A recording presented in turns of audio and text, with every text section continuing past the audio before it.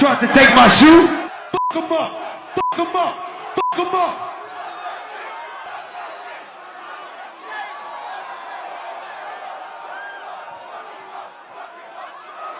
Fuck him up. Fuck him up. Fuck him up.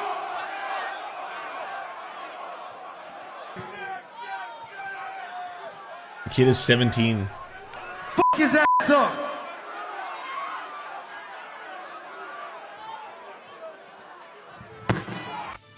Yeah, what a piece of shit.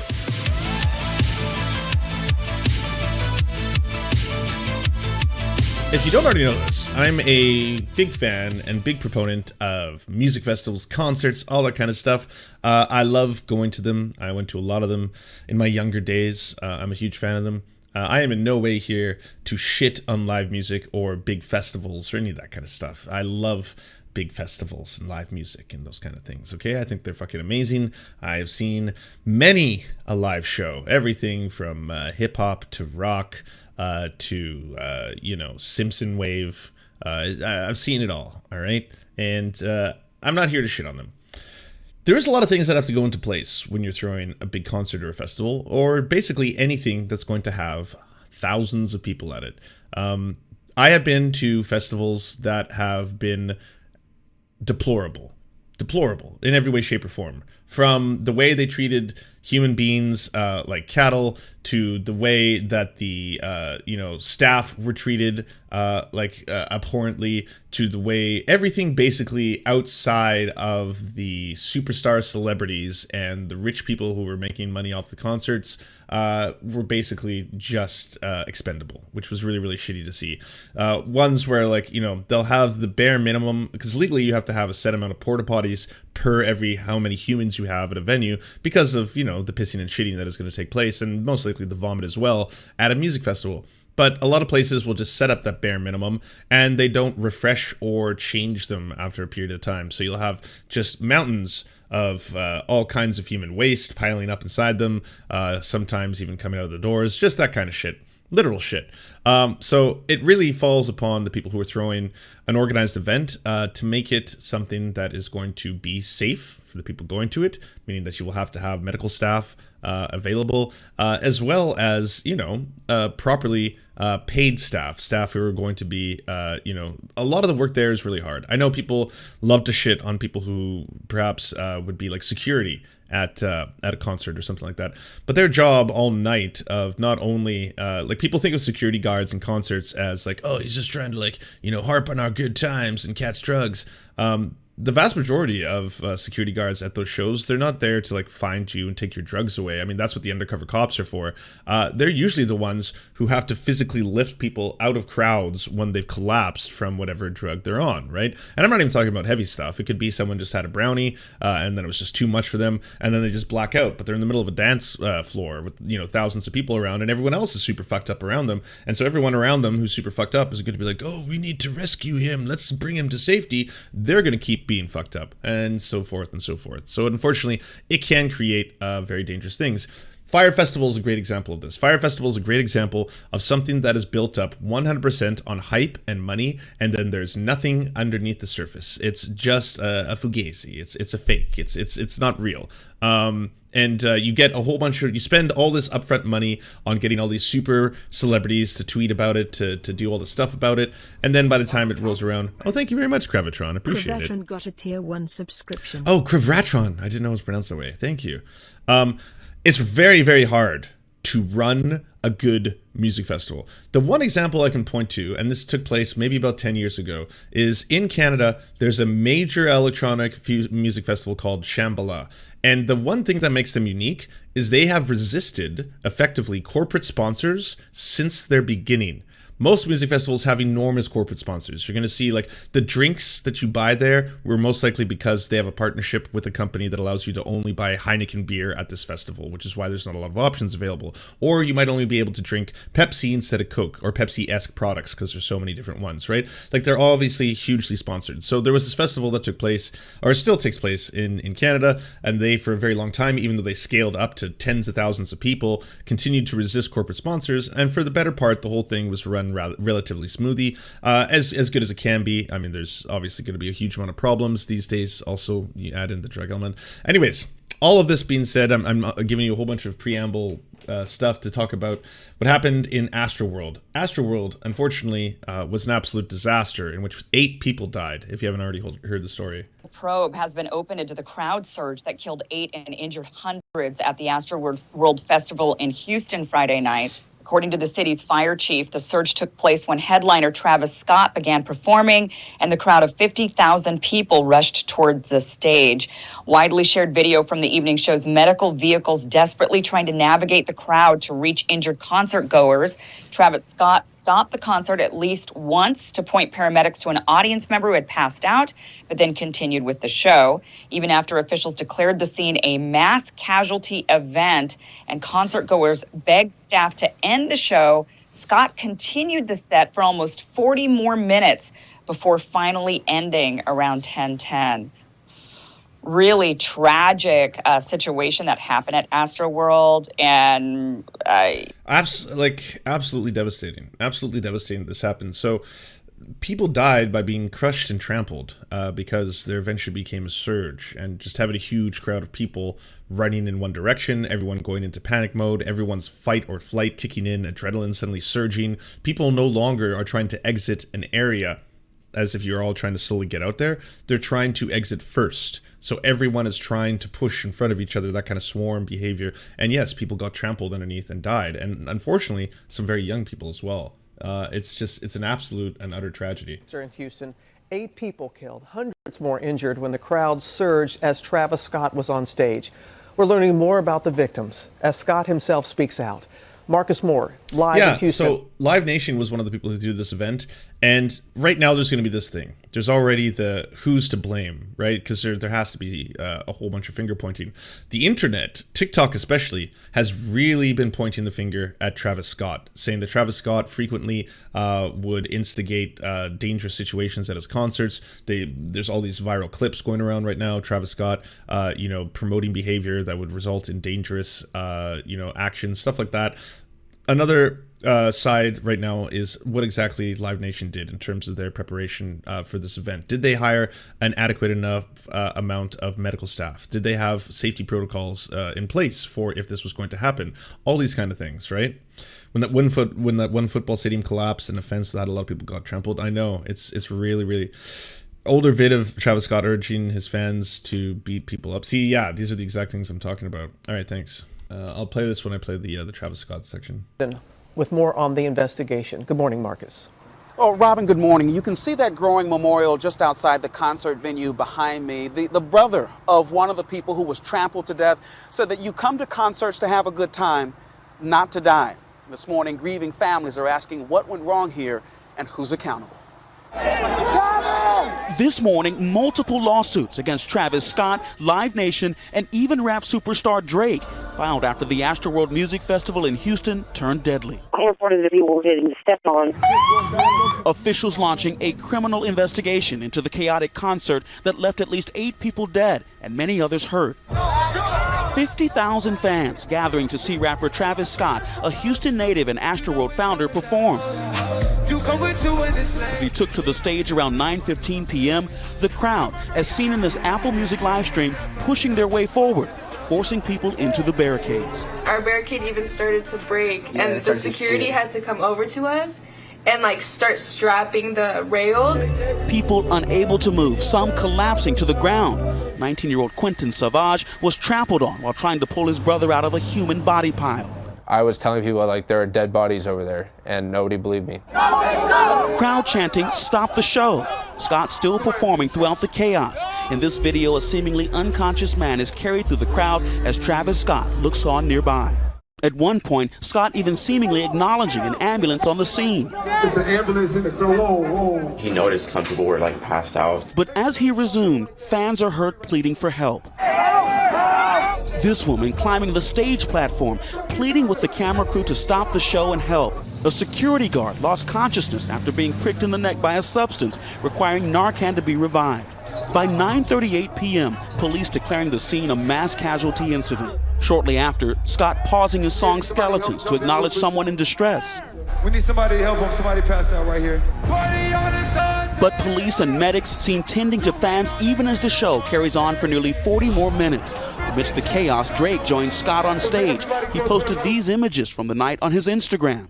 I'm honestly just devastated, and I could never imagine anything like this just happening. The 30-year-old Scott addressing the tragedy to his 43 million fans on Instagram. My fans really mean the world to me, and I always just really want to leave them with a positive experience. Kylie Jenner, who he shares daughter Stormy with, commenting, quote, "I want to make it clear we weren't aware of any fatalities until the news came out after the show, and in no world would have continued filming or performing." We will always celebrate you.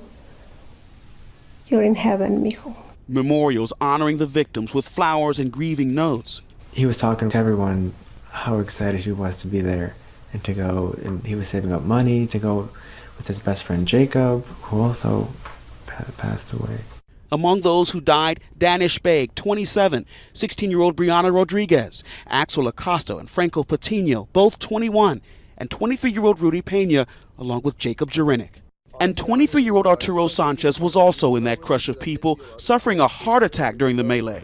A nurse who didn't want to be identified saved his life. Oh my God, I'm so happy. We were there as the once strangers reunited for the first time since the tragedy. How many people did you try to help?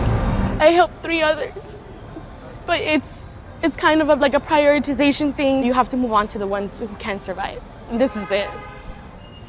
These are the people who survived. The Houston mayor is vowing a thorough investigation into what happened at this event. A concert goer who suffered broken ribs and multiple broken bones filed a $1 million lawsuit Sunday against Travis Scott, Live Nation, and show organizers, referencing chaos at other Travis Scott concerts. It's happened before, history has repeated itself, and we hope that by filing this lawsuit and the many other lawsuits that are guaranteed to follow, that Travis Scott and other artists like him understand. Okay, this is a total side note. So I have a friend who's an animal rights lawyer, and he told me something that was very interesting, in that we have a very derogatory way of talking about personal injury lawyers in Canada and the US. They're called ambulance chasers, and everyone thinks of them as kind of like scam artists, like Better Call Saul style lawyers. And he's like, it's funny that we have that perception, because he was like, at the end of the day, it's corporate litigation attorneys, the ones who are fighting against individuals who are trying to sue, the ones who are working on the behalf of like massive corporations. They're not seen as like greasy in any way, shape, or form, right? They're just kind of seen as like, rich, powerful lawyers. But he's like, they're the ones who are obviously fighting individuals who are trying to go up against their employer, who are trying to go up against stuff like that. And even though at the very end of it, he's like, and even though that's the case, he's like, it's kind of funny how there are some personal injury lawyers who just play into it, because you'll see those like really funny late night ads like, have you been injured? Do I have a deal for you? Come up, no money down. That's right. I'll get you out and I'll get you a settlement, maybe 5, 6, 12 figures. I don't know. Take my car, take my house, take my wife. Doesn't matter. You can cuck me. Anything it takes. 1-800, use me, kind of thing. Concert goers want to be safe. We heard from so many people who were at this concert event, and they were talking about the crush of people and how they literally were fighting for their lives to get out of that crowd. Robin, they said that this simply should not have happened. Marcus, thank you. Oh, wow, why so loud? But anyways, so far, everything I've seen, it seems to be a combination of a whole bunch of different factors. Now, the one thing no one has spoken about, because they've talked about this security guard getting a jab and then having to be issued, was it Narcan immediately, just as a precautionary measure. Something that is very dangerous now, and just a complete reality, is the fact that the majority of drugs, street drugs, are tainted. And we don't talk a lot about fentanyl, we don't talk a lot about overdosing, we don't talk a lot about that issue. It is such a bad issue, for example, here in British Columbia, that it is way more deadly to us in British Columbia, even though we have sometimes high numbers, than COVID-19. Every single day in British Columbia, 4.6 to 5 people die from overdoses, typically related to opioids, typically related to fentanyl. It is an absolute and utter devastating tragedy that's occurring everywhere. And it really, really sucks, especially for younger generations, young kids who, you know, are wanting to get into the scene. They want to go party. They want to have a good time. And back in the day, you used to have your parents. Well, I mean, if you go really far back, the media used to lie to you about a lot of drugs. They'd be like, if you try marijuana just once, you will turn into an overnight sensation and you will dance the night. No, they usually said if you try weed, you'll die. And then they said then it switched to if you try weed, you'll do heroin because it's natural. Every single heroin user at one point smoked marijuana, even though also every single heroin user at one point drank milk. And so the whole correlation causation thing doesn't work there. But it is absolutely just an astounding reality, one that can be addressed effectively by ending the war on drugs. We can start with that one. But most importantly, right now, you need to have adequate testing centers at anything of this nature. If you have a whole bunch of people showing up to something where they, yes, will be doing drugs, you can't just be like, no, the policy is no drugs at this concert. Okay, cool story. It doesn't matter. Everyone is going to be doing drugs. You need to have adequate testing centers. You need to have adequate staff, medical staff on hand who can, use naloxone or whatever you need to do to be able to stop overdoses. And you need to be able to have that lest you have huge amounts of problems. People randomly blacking out in the middle of a crowd, if it's not related to something like exhaustion or being too squished or something like that, if it is from drug use, because we still don't know the full story, we don't know why people were collapsing all over the place, this could be an issue of people having either tainted drugs or taking drugs that have drugs within them that they didn't know they were even going to take. You think that you might be doing cocaine, you end up doing ketamine, something of that nature. It has to be something that is addressed, because you're going to see more tragedies of that take place. And this is in addition to the fact that I'm sure there's a lot of other factors here. I was going to watch Pascal talking about this, obviously, because Travis Scott has been caught on camera provoking people to violence. He's certainly not someone who's been a responsible, concert host in terms of being like, at the end of the day, I've got 50,000 people in front of me. So yes, they're basically going to get more rowdy if I egg them on, kind of stuff. And this camera guy is going like, get off the thing. What the hell are you doing? Get down. This other dude is going to stop the show. Straight up saying stop the show, and no one's listening. No one cares. Pascal. This is absolutely nuts. Take a look at this, y'all. This is saying she's trying to help at Travis Scott concert, and they ignore her. She's yelling, there's someone, someone is, help us. Let's take a look at this video. That's okay with you real quick. Please be this door. Will someone test drugs and then not imbibe? Well, ideally, if you test your drugs and they find fentanyl in it, yes, that would be a very big, don't take this because it could kill you. But if they do that, at the very least, if they're still going to be like, I'm young, I can take it or whatever, and they're aware, at least they're self-aware that if they're experiencing weird side effects from their drugs, they know that, yes, I am experiencing the side effects from fentanyl. I should quickly and immediately seek help or treatment from someone who has naloxone. And ideally, you have a lot of medical staff who have that on hand.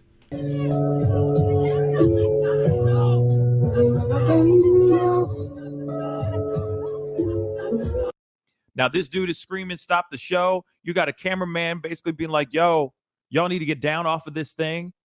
He's totally ignoring this girl. Real talk. He's ignoring this girl. She's screaming, there's someone dead. There is someone dead. And this camera guy is going like, get off the thing. What the hell are you doing? Get down. This other dude is going to stop the show. Straight up saying stop the show, and no one's listening. To be fair, the camera crew are not the ones who are going to have the ability to do that. I mean, at the very least, he could have, because he does have a radio, be like, hey, I've just been informed by people that someone is dead, something of that nature. But also, if the only person you're going to be screaming at is the cameraman, like he doesn't have the power to suddenly end the concert. No one cares. No one's giving a damn.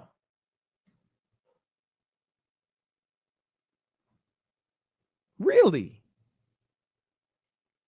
Wouldn't you think that if somebody is going up there and saying, screaming bloody murder, literally screaming bloody murder, saying, hey, please save this person, or there are people dying out here in the crowd, wouldn't that person wouldn't that cameraman at least go, hey, wait a second, boom.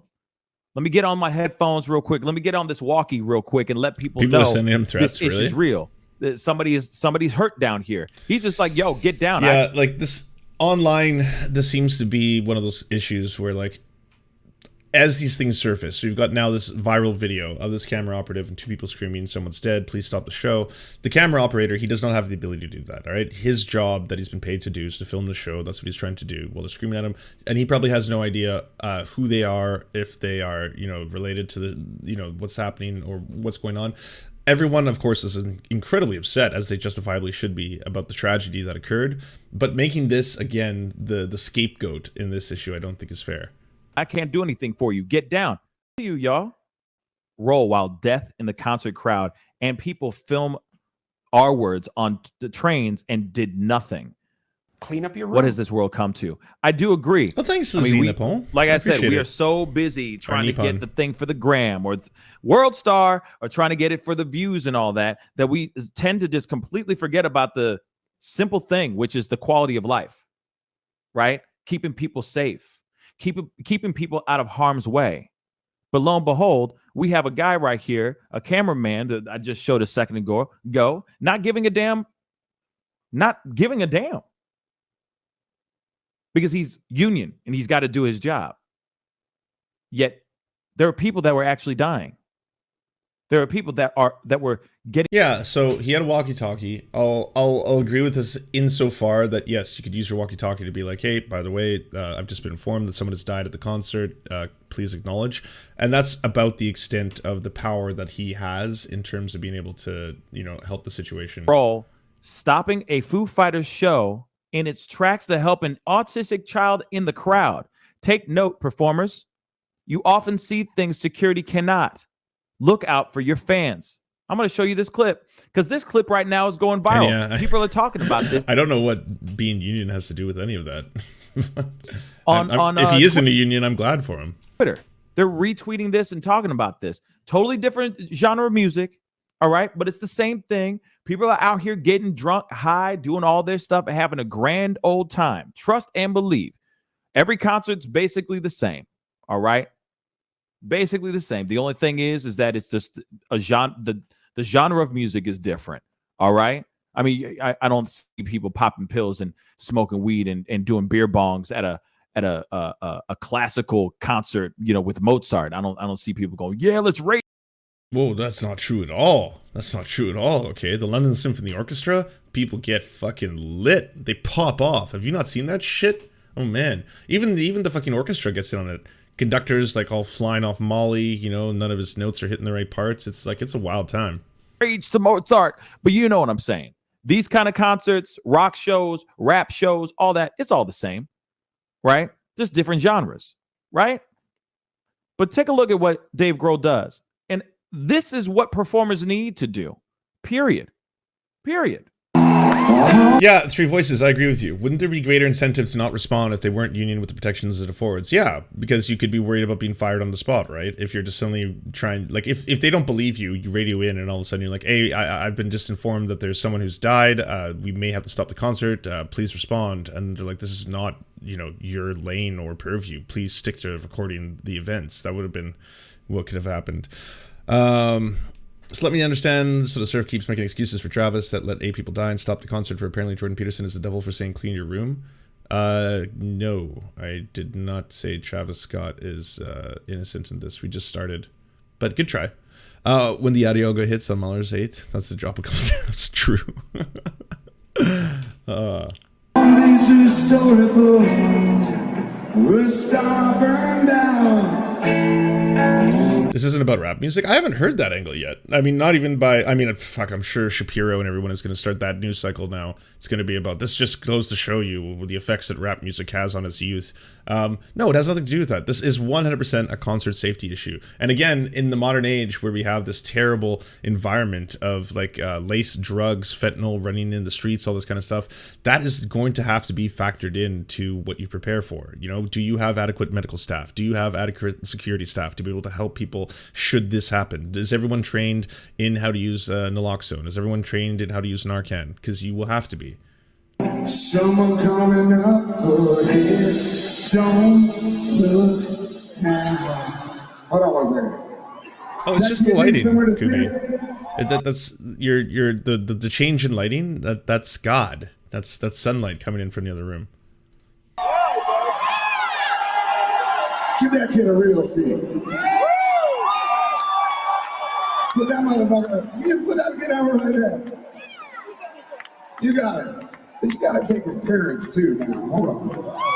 You gotta bring them home. This is a family occasion. Yeah, same thing. Occasion. Now, one thing Dave Grohl, by the way, once did an entire concert with like a broken leg. They just built him a giant throne so that he could shred, even though he couldn't stand up. It's pretty wild. All right, let's hear the words. Radiator situation. I'm honestly just devastated. Rap star Travis Scott joining the city of Houston in mourning today, while an official search for answers gets underway. It is important for us to ascertain from last night what took place, what happened, where missteps may have occurred. As Scott took the stage to headline his Astroworld Festival Friday, many of his fans were being crushed in a sea of pain. Pushing. We just watched the bodies just go past us unconscious. With reports of people being trampled, unable to move and breathe, some unconscious and falling to the ground, EMS crossing dense crowds to reach them. 8 people died in the incident. Foo Fighters were anti-AIDS back in the 2000s? What do you mean by anti-AIDS? All under I mean, isn't everyone? 30, the youngest victim just 14 years old. We're actually working right now to identify the families so we can help assist them through this tough time. Police are also looking into reports of a security guard who was stuck in the neck with a needle, falling unconscious and having to be revived by rescue crews. Could it have been that somebody was given some drugs and they passed out and then they were trampled? Or did they pass out because they were trampled? Police say they've improved security measures at the event over the years, adding more officers on the ground. But ICU nurse Madeline Eskin says the show was too crowded and people were trapped in the crush. If you fell over, it would have been a death sentence. Eskin says she... Anti-AIDS is in the AIDS denialists, as in AIDS isn't real? Wait, what? They think people made it up? Is that a thing? There's AIDS truthers? She fainted in the crowd, but her boyfriend lifted her over a fence to medics. If he would not have gotten me out of there, I don't think I would have made it. Now, investigators are still trying to identify. Okay, sorry. This is a bit of a total derailment, but now I need to know. Foo Fighters, HIV deniers? No! Some rock stars want a free Tibet, others want to save Mumia. The Foo Fighters, on the other hand, want their fans to ignore the accepted medical wisdom about AIDS. The multi-million album-selling alternative rock outfit has thrown its weight behind the Alive and Well alternative AIDS information group, denies any link between HIV and AIDS. In January, Foo Fighters bassist Nate Mendel helped organize a sold-out concert in Hollywood to benefit the group. Oh no, they're activists too? Foo fans were treated to a speech by Alive and Well founder Christine Maggiore, who believes AIDS may be caused by HIV-related medications, anal sex, stress, and drug use, and implies that people should not get tested for HIV, nor take medication to counter the virus. Oof. Oof. Oh, there's so much oof here. Fucking yikes. HIV experts are alarmed by the possible impact of the Foo Fighters embrace. Yeah, I would be. The article is 21 years ago. I think one of their members, former, I recall, has ties to an aid-denying organization. They have apologized for it. Well, that's good. I had worked concerts for 2 decades. I stopped after the station house fire and RI killed. Yeah, there's no reason any of these people should be dead now. Pretty sure he's no longer a member of the band.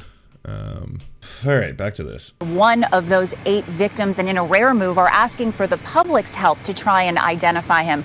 Additionally, investigators say they're reviewing all of the surveillance footage from inside this event to see if they can find out what.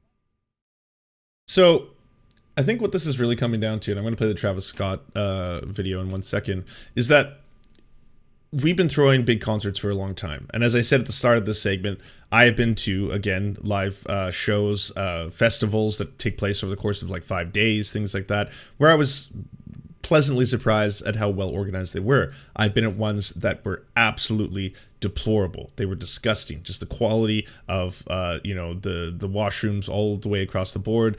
And the difference between those two events was really how much money the promoters, the organizers of the festivals themselves were looking to cut corners. Can we shave X? Can we do this? You do have a set minimum of safety protocols and standards that you have to adhere to if you're going to be throwing a mass event that features many people. Doesn't matter if it's a concert or rock show, doesn't matter what it is. If you were going to have thousands of people, congregate into a singular area, you have to have a certain amount of things. How many porta potties do you have? How often are they changed? How much medical staff do you have? How much security staff do you have? All that kind of stuff. And if you are doing this properly, you should never just try to meet the bare minimums, especially if you were thinking of overselling a concert, letting more people in that you originally estimated, things like that. Cutting corners in any way, shape, or form can result in dangerous consequences. Also, there has to be a lot of stuff set in place for the new realities of what our paradigm is in terms of people go to these shows, doesn't matter what the musical genre is. It can be classical music, all right?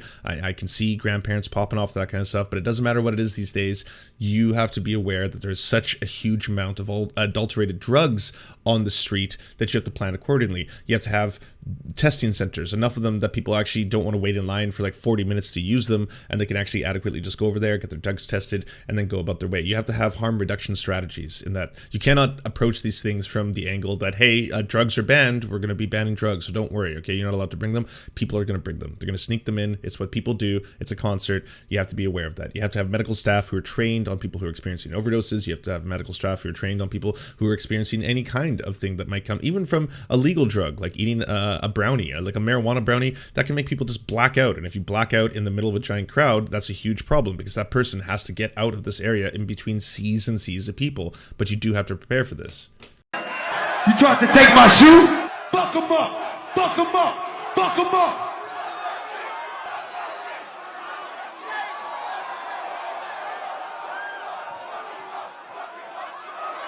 Buck 'em up! Buck 'em up! Buck 'em up!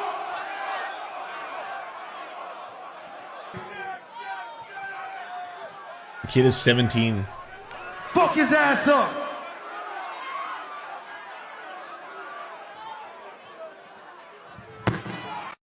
Yeah, what a piece of shit. Like, honestly, you also have to understand, like, the unbelievable power you have, especially over an audience, a sea of human beings who are monstrously huge fans of yours, who are there because they both love your music, and, like, it just becomes part of the atmosphere. If you're gonna be yelling at people, hey, beat up this person or do that, like, that's terrible too. He was revived. Live Nation, the concert promoter, reportedly did not use the PA system or video boards to broadcast any safety messages. Multiple investigations are underway.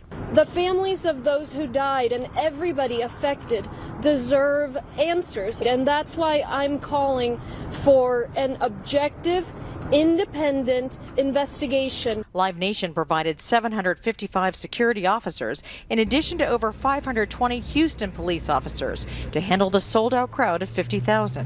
But it wasn't enough to stop this tragedy. Jennifer Johnson, Global News, Washington.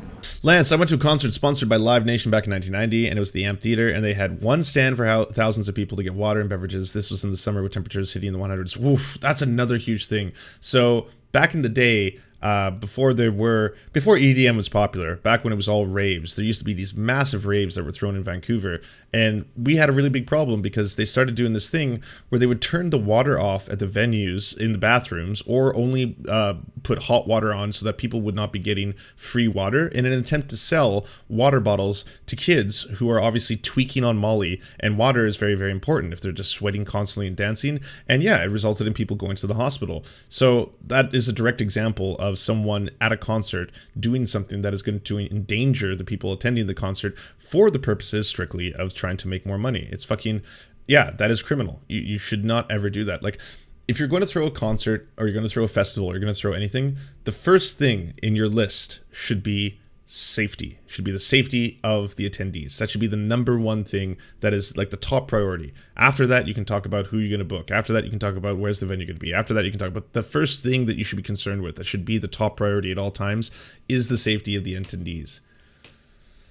And yeah, it really fucking sucks. It sucks. Like, the thing is, this is one of those stories where everyone wants one single answer. Like, who's to blame here? It's Travis Scott. He's a massive asshole. Look at these clips, and I'm not going to defend that. That's a fucking huge asshole move to be like, hey, beat up this person who stole my shoe. Person happens to be 17 years old. Do you know what would happen if the mob actually swarmed him? That's terrible. Live Nation, did they do everything that was in their best interest in terms of making as much profit on this concert as possible, or were they actually genuinely looking after the safety of the people? Is there a massive problem with drugs on the street today? It was safety protocols in place for people to get tested. Was like the stigma around drugs, or was it just simply drugs are banned, we only allow for alcohol sales inside, but otherwise we're not going to allow any drugs inside? There's just absolutely no realistic way to prevent that from happening. It's not, unless you're going to be x-raying and strip searching every single kid who enters the building. That's not going to be a reality. So there's a lot of factors at play here, unfortunately. I think you should have an objective investigation into this, to be honest.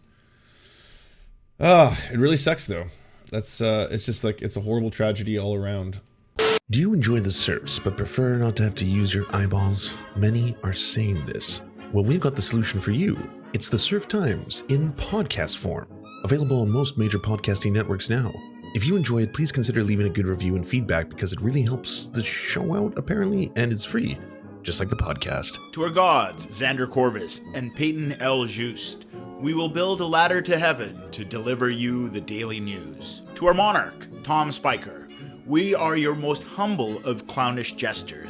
To our lords, Trevor R. and Alexander Thaler, you have our undying fealty. To our knights of the round table, Nate, that one guy, Hagbird Celine, Matthew Scarborough, Stellar Vision, Ariana McCarthy, Daniel Sutton, Ants Are Still Running the World, Coulter Smith, Tom Groh, Val 9000, Jenna Tal, Quiet 185, Anna Loves Riley, Riley and Anna, Omni, Poodlehawk, The Tim Caucus, Multimondi, Trevor Janis, Lemmy 101, Anthropophojak, Saren 42, Chronic to Hemphog, Catherine, Radical Maniac, Ramon Acosta, Incosin, Violent Orchard, Sophie Baby, Political Puppy, Andreas Chiringuito, Zach Christensen, Josh Mickelson, Todd Buckingham, and Todd Lajeunesse.